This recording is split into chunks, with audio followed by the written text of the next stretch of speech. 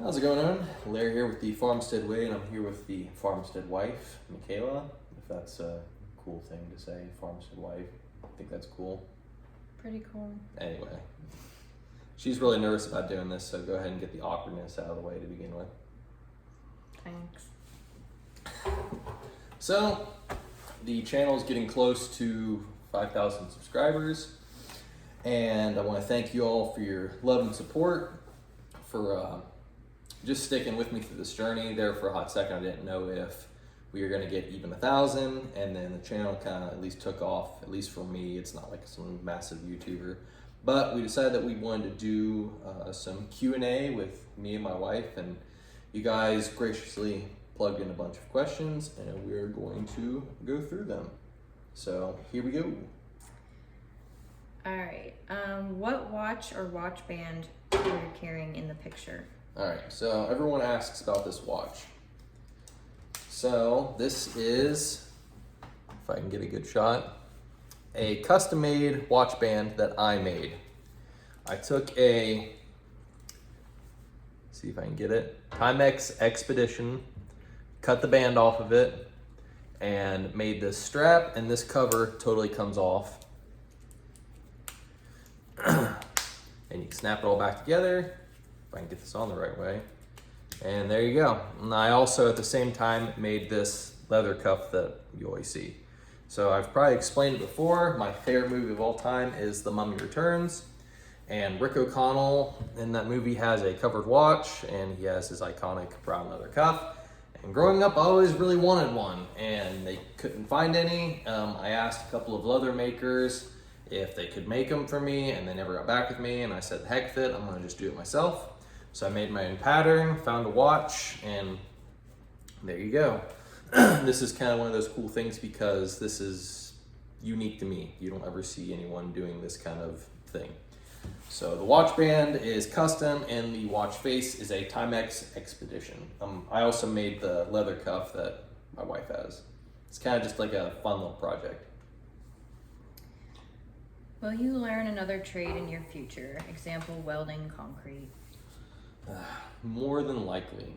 So I never expected to end up in the field that I am now, which is heating and cooling, and then doing the industrial maintenance and fabrication stuff.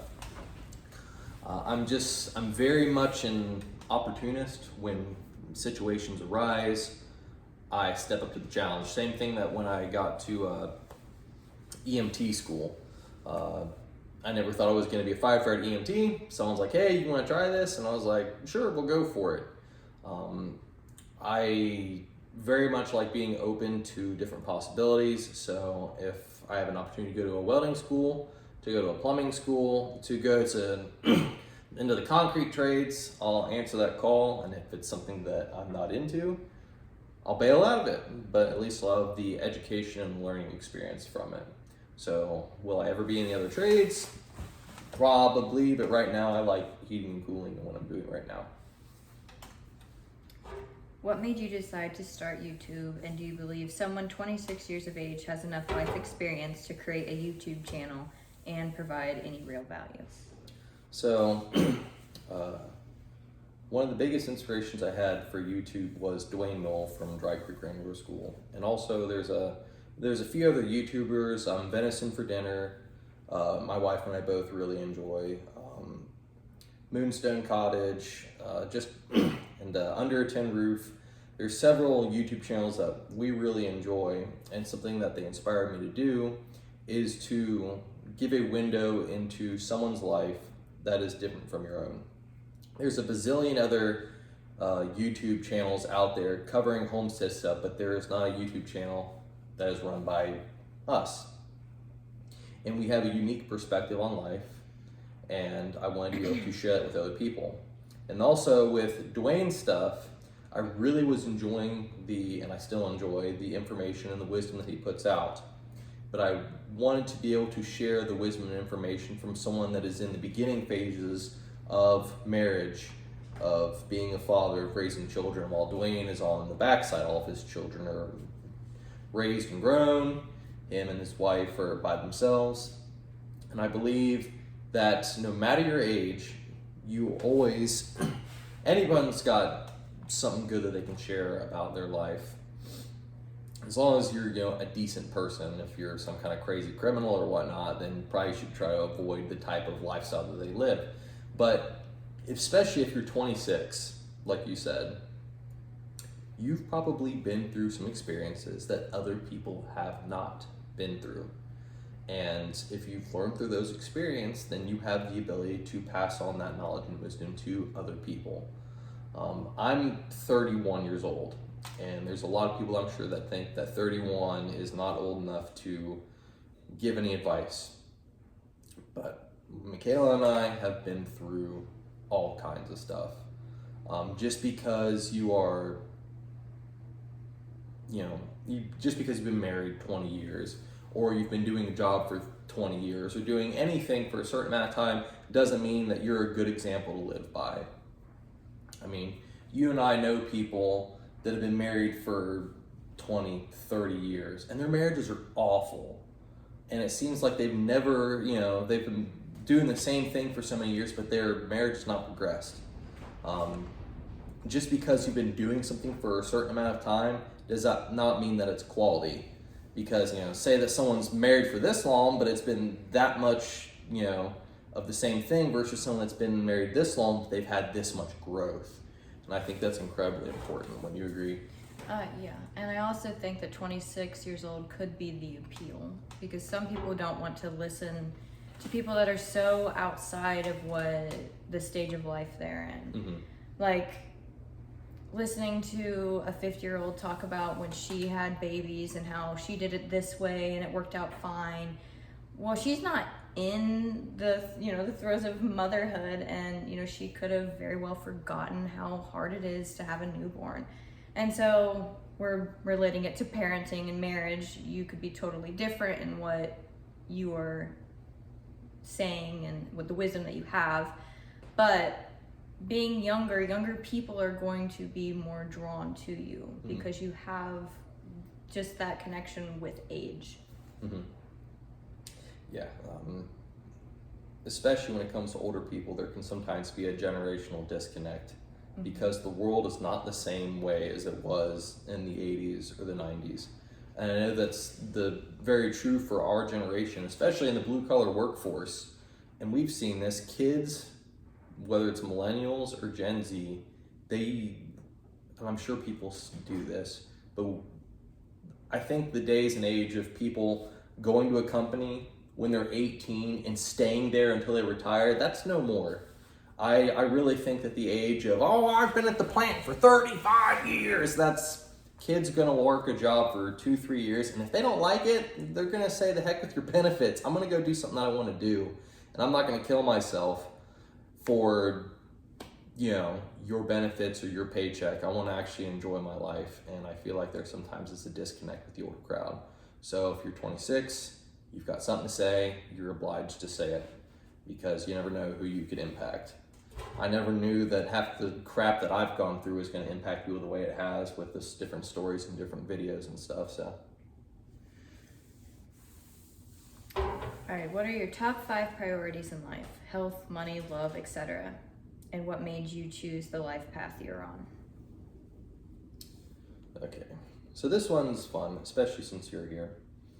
First and foremost, for a successful relationship, you have to have your 5 priorities aligned with your spouse. If you've got different goals, it doesn't matter what your priorities are, they're not going to happen. So for us, number 1 is faith. Making sure that we show Christ to our kids, that we show Christ to people around us, and not just show them, but also act like it. And not as in just sharing the gospel, but when tragedy strikes, how do we act? When kids are dying, when there's no money, when the house is falling apart, how are we going to react? Are we going to react in fear or react in faith? Because our kids are going to watch us and mimic us. So number 1, it's faith. We read the Bible every night before dinner. We do Bible questions. We pray all the time with our kids. We teach Bible stories. We don't currently go to church. We have not found a church that we have enjoyed, so we are doing our very best to have church here. We do a home church every once in a while with our next door neighbors, and that's great for right now. Number 2 priority is family. Above all, we want to try to make sure that our family is happy and healthy, whether it's attitude, food, education, whether or not we have a good work-life balance, which I know a lot of older people cringe at that idea. I would also like to add that family for us is me and him and our kids. I'm not trying to make my mother-in-law happy or my cousins or my aunts happy. It's just us. Yeah, it's me, my wife, and my children. You don't owe it to anybody to keep other people happy as long as your family is happy. Is important. Number 3 would probably be farm and home. We are doing our very best to build the homestead this year. Be more into gardening, be more into raising our own animals, being more self-sufficient, just doing our best to have to stay out of the grocery stores and be providing for our family. And that, like, all these are tied into each other.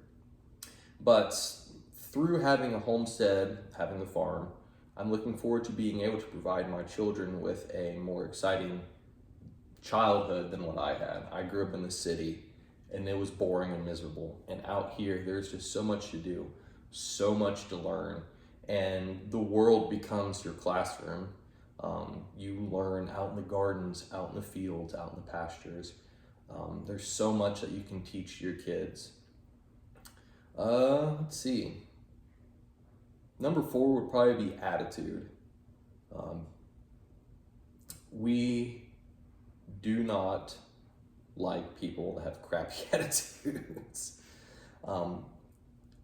Mikayla and I are very positive people. We have our moments, but we do our very best to look at the brighter side of things. And especially when you live on a homestead, it is so important to not get pessimistic, because things are going to fly apart. Things are going to break, things are going to fail, people are going to get hurt, things are going to break down. And if you have a crappy attitude and a woe is me, then you're going to start a bazillion projects and quit a bazillion projects, because you try something and it fails. Then you go to something else and it fails, and you go to something else, and you bounce from project to project to project, and you never have the grit to stick something out. And we've gone through so much crazy stuff where literally attitude was the only thing that got us through it. And obviously attitude is determined by your joy, which is determined in our lives by faith. Whether it would be failures with gardening, dealing with vehicles, building the house that we're in right now, and everything from like the infertility stuff that we've dealt with. Attitude is so important, and you have to do your best to remain positive. Now, that doesn't mean deny your feelings and act like nothing is wrong, because that's not healthy for you. But that means being able to pick yourself back up and literally try the same thing over and over again. Now, if it's futile, it's not going to work, and you need to find a different way. I'm talking about something that you know how to do, but you just have to keep after it. Attitude is extremely important for the both of us. And I want my kids to be raised in a environment where they saw mom and dad be very positive, where they saw challenges come up and they didn't just crumple under the pressure of everything. I mean, we've both seen in our own lives how crappy attitude just destroys people, and it makes life for everyone miserable. But then we've seen how positive attitude can positively affect your life, and how it's infectious, because if you come to a situation where you're calm, cool, and collected, and you can move through a situation and also be joyful about it, you'd be amazed how many people follow you down that path. Number 5, I don't know, do you have a 5th one? For me, it's health. Yes, health. You want to explain on that? Sure. So, like he's mentioned before, we suffered from infertility. It was only a year, but it was a very, very hard year. Very long year. Very long and hard year. And we found out that it was actually low morphology and low motility. And so we made a change in our diet, added some supplements, and I was pregnant 3 months later. And that kind of just trickled down into me really researching what's in our foods and what's in our environments. And yeah, I just want my kids to be the healthiest and the happiest. And obviously something happened to where it made you unhealthy. So we cleaned up our diets and, got pregnant with our daughter. And so, yeah, that's really important to me because I think the health of our kids, can imprint the next generation too, especially with the mom. Because your nervous system and your health literally downloads onto your children. But yeah, I don't know, just keeping our kids healthy, and I don't want to have to deal with all these ailments that... This is stupid. Can we redo it? I'm literally red-faced. Red-faced? Yes, you're cutting this part out. Yes. Okay. Because I can't think. You're a dork. Pause it so you know. Oh my gosh, I can just cut it out in the regular edit. Fine. Or I might just leave it in because you're all... No, it's not. I don't like it. Please don't leave it in. Oh my gosh. I'm serious. Don't leave it in. Why are you getting all red-faced? I don't know, because one of the words that I'm saying is like, what is this word that I'm trying to think of? You're a dork. I am a dork. Health is important to me because I don't want my kids poisoned and I don't want us sick. Amen. There we go. Next question. Who do you look to for mentorship? Jeez, I've had a lot of mentors growing up, whether it's people I've worked with, family members, family friends, YouTubers. I think nowadays mentorship can come from a bunch of different places. It doesn't just have to be from people you know. It can be, because there's a lot of people that grow up in really crappy environments and there are no quality people around them, and they have to rely on people, whether it's like David Goggins or Jocko Willink or Pat McNamara or any of these people out there that are providing inspiration. As long as that they provide a quality and benefit to your life, I believe that they can be a mentor. I mean, you've done so much research and there's so many people that you look up to that have given you quality information that if it had not been for the internet, you would not have this information. Right. I also think we just live in a day and age where that's not something that really happens too much anymore, like mentorship.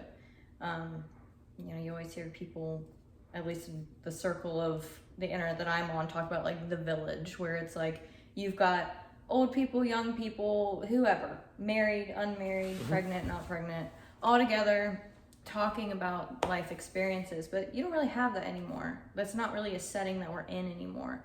And so it's hard to find like older women that are in a position that you want to be in around you, because that's just, our lives are so separated right now. It's like we're together through the internet, but we're separated in real life. Yes. And then also, I just think that, like you said earlier, I think a lot of people are waking up to how much they don't want to be like the older generation of now. Yes. They don't want to clock in and go to work. They don't, a lot of, women don't want to be a working mom anymore. Yeah, the boss babe. Yeah. And so when you're trying to find a good mentor, it's kind of hard sometimes. So actually utilizing the internet is one of those things where it's kind of can be a very helpful thing. Yes. And then also being in the country is hard too, because you gosh. don't have a ton of people around. Yeah, there's community is very scarce and very hard to come by, and I think that's why it's important to have good family networks. And also good neighbors too. We have great neighbors. Yes. Even though they can be crazy hillbilly rednecks, we love them to death. Next question. All right. Hold on. I only had one girlfriend after we broke up and it went away. Hold on. I said you were going to screenshot these. I did, but you know what? I didn't open up the question more to see the full question. I just realized that. So while she's getting into the rest of the question, I just remember the question. So you've only had one girlfriend. I'm there. And okay. No, I'm not. Fail. I know, and our internet's crappy, so... Anyway, so the question was, he's only had one girlfriend, and he feels like that girls don't respect him, and you dress... All right, I Okay. only had one girlfriend after we broke up. I have been struggling with dating. I usually get ghosted in person as well. I think it might be because I'm 28 years old and dressed like an old man, like of 1940s. Thanks, Steve Roger Young, but dressed like an old man. My brother says dress for the hose, but I follow or at least try to be more old school masculine. Man, any advice? I think women just don't respect me. Okay, first of all, be yourself. If dressing like you're a gentleman from the 1940s is your thing, then don't change who you are. And besides, and this is a topic that is going to get me fired up. Don't dress for the hoes because you don't want to date a hoe, because hoes don't want to get married. Okay? That's the God honest truth. If you're into the 1940s thing, there's probably a girl there that's also into the 1940s thing. And You never want to not be true to yourself in dating. no, God no. Because it depends. What do you want out of a relationship? What do you want? Do you want one of these? Or do you want 5 kids and 5 moms? Is that what you want? Because when you dress with the hoes, that's what you're going to get. Those girls do not want to get married. They do not want to have families. They want to lie with a man and party. That's all they want to do. And as soon as another man comes around, they're going to dump you and go for them. So be true to yourself.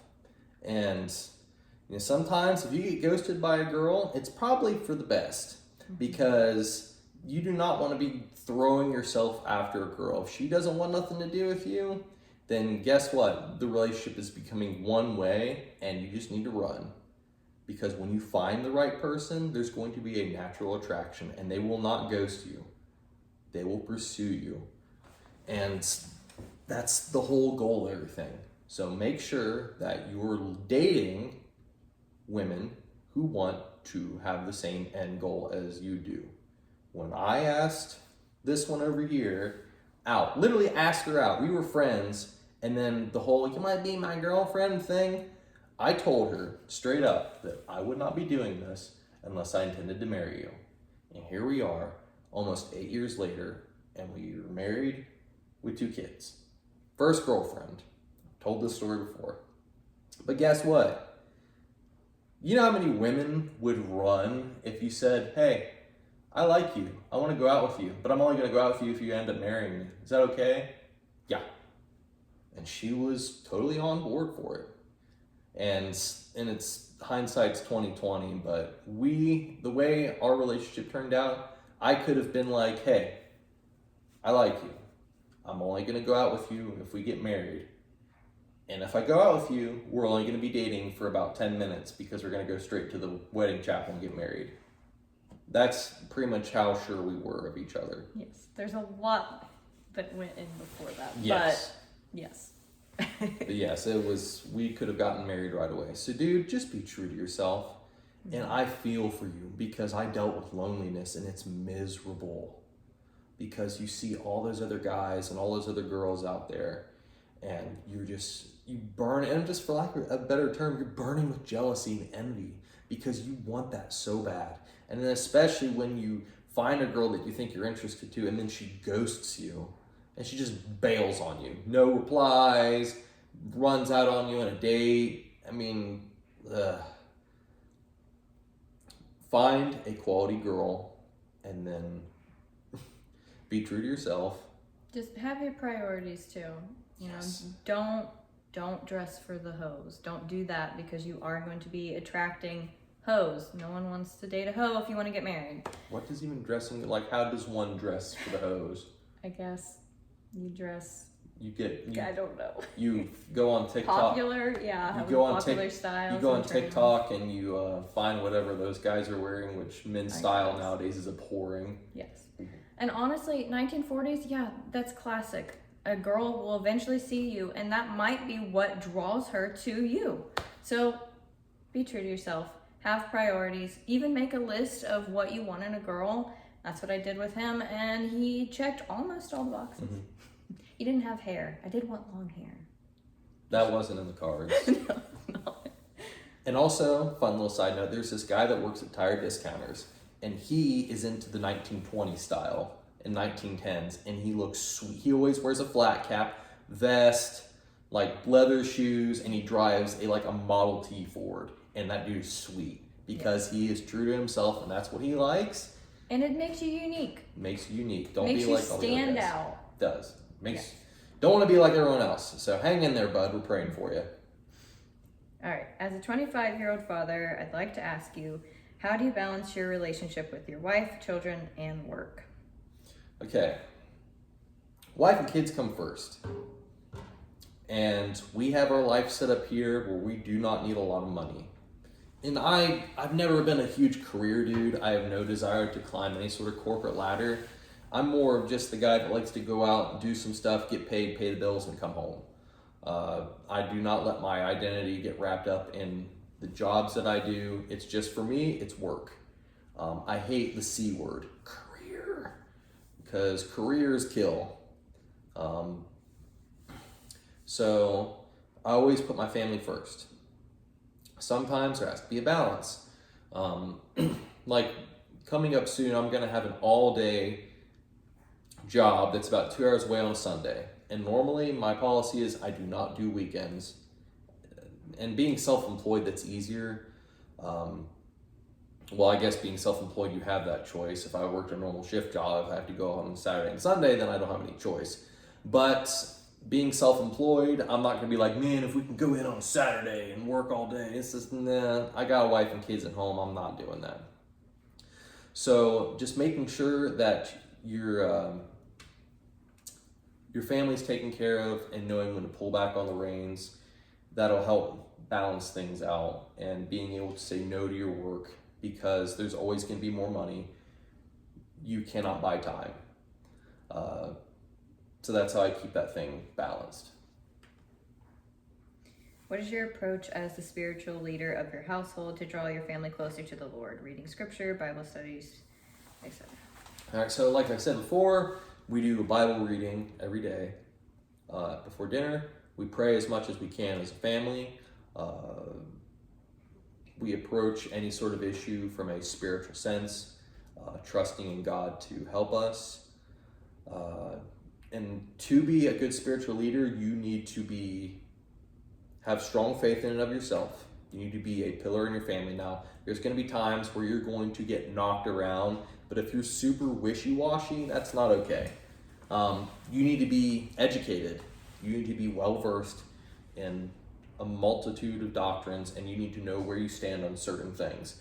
Now, I'm not going to be telling you what denomination is correct, what denomination is incorrect.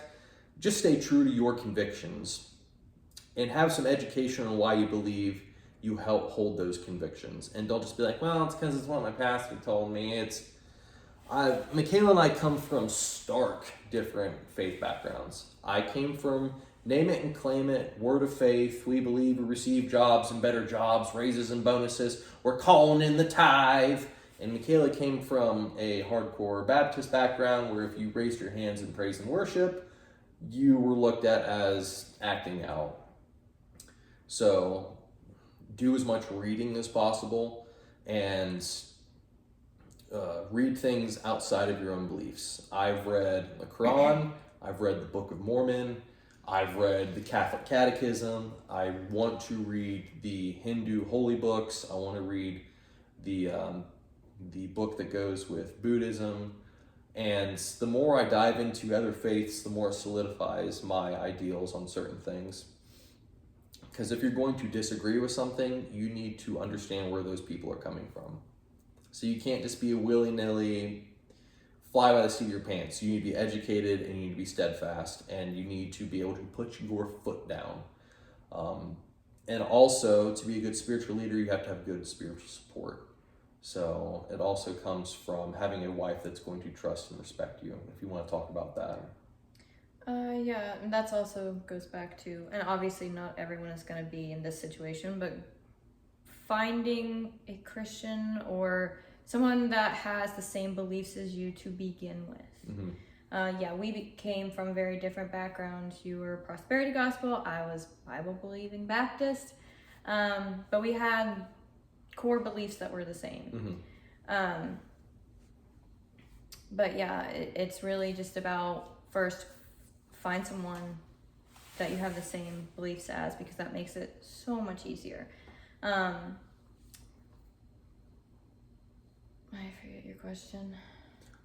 Just being able to support me. I think being able to have open conversations is really key. Yes. Because knowing that you respect my opinion and whatever we are talking about, and knowing that you'll take my opinion and my words and consider them is really good. We are not one of those, like, I submit to everything that you say and do. And, that's weird. The hardcore trad wife. Yes, and I think having a conversation is the most important about it. At the end of the day, you are the leader and you are going to have the final say in it, but that does not mean that you just disregard whatever I believe. Yes.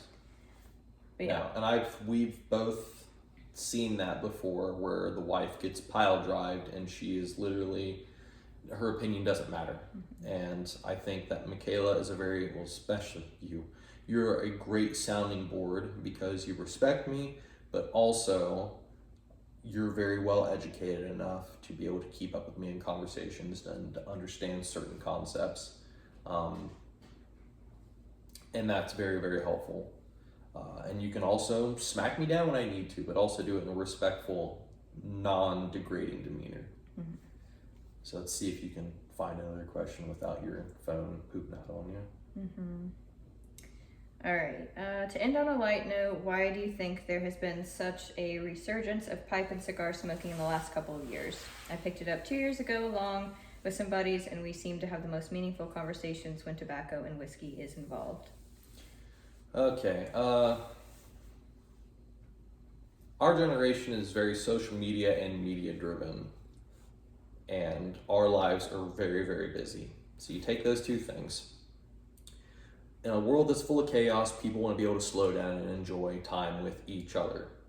And being able to have a pipe or cigar and a nice glass of whiskey is a good way for men to fellowship with each other without things getting freaking crazy.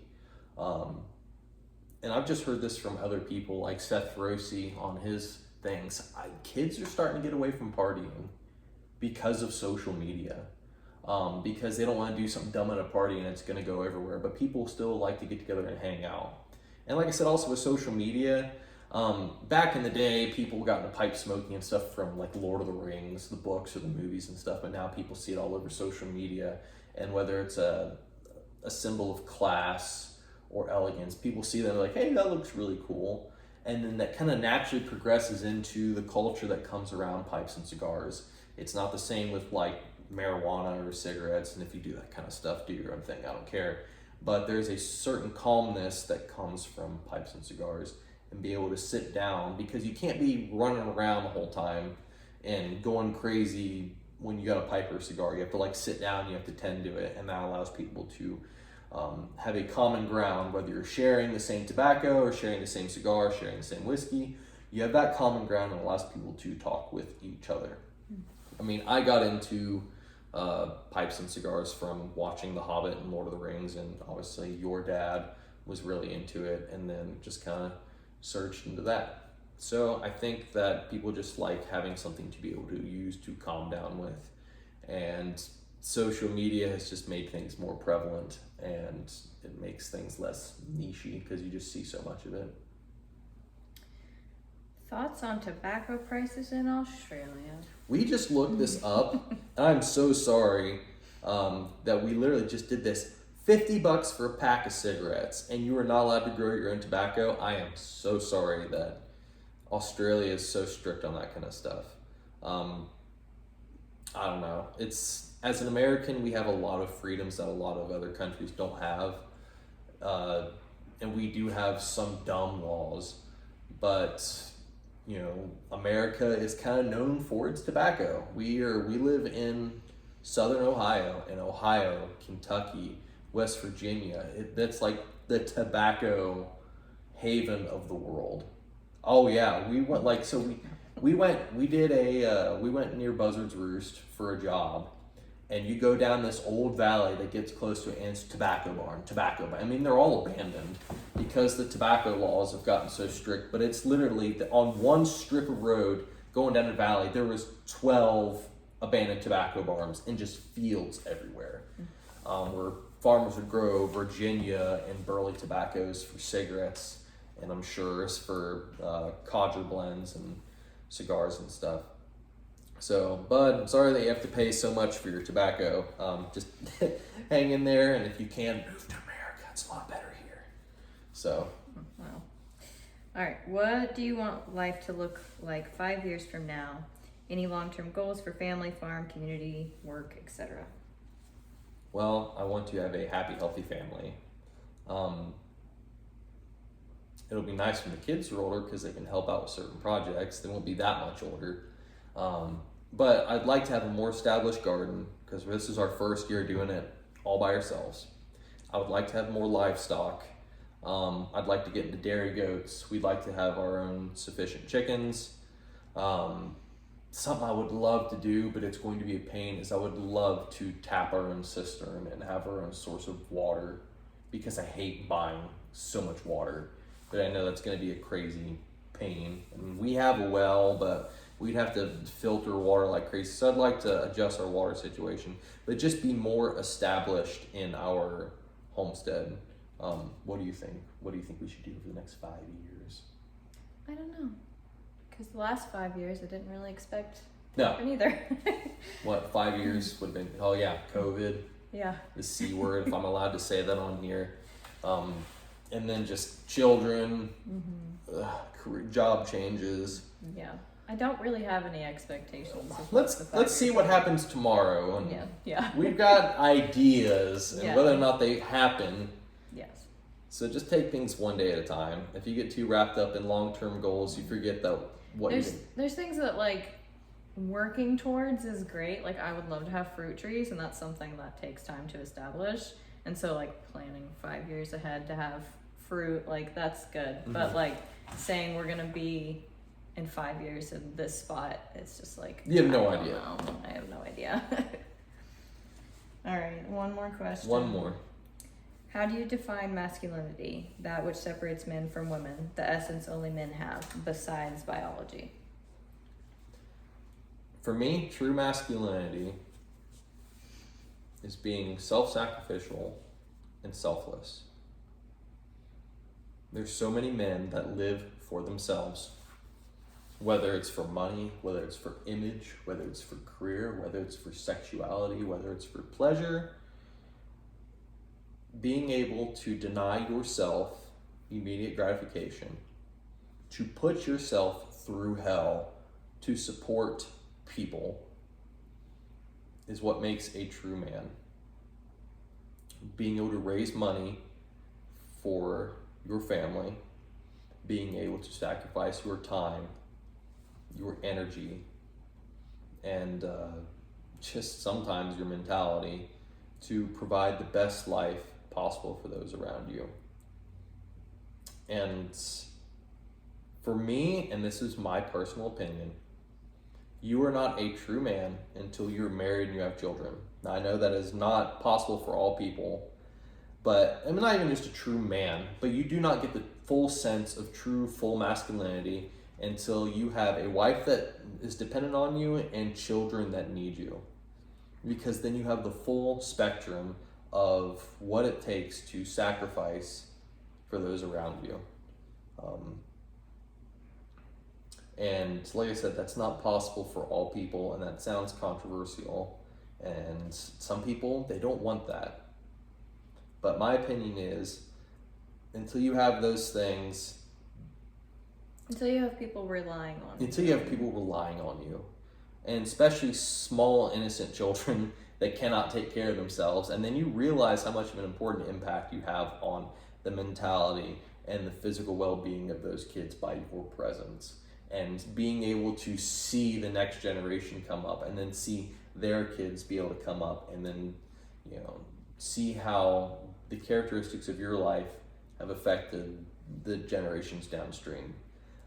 Being a dad and being a husband is extremely impactful on further generations, because we've seen this with other people in our family, and I've talked about it with my family, how there's just histories of divorce and whether it's substance abuse and stuff, and it takes so long to work that out of a family.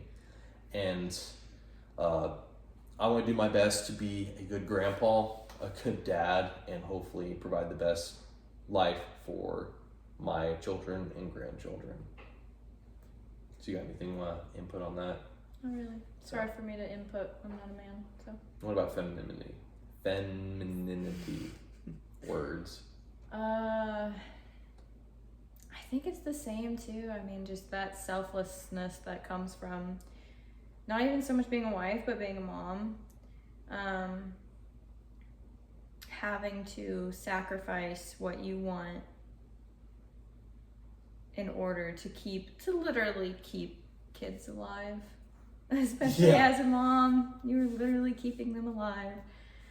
So I think that just makes a giant shift to motherhood does for women, but this is just a topic that could go really deep. It could go really deep.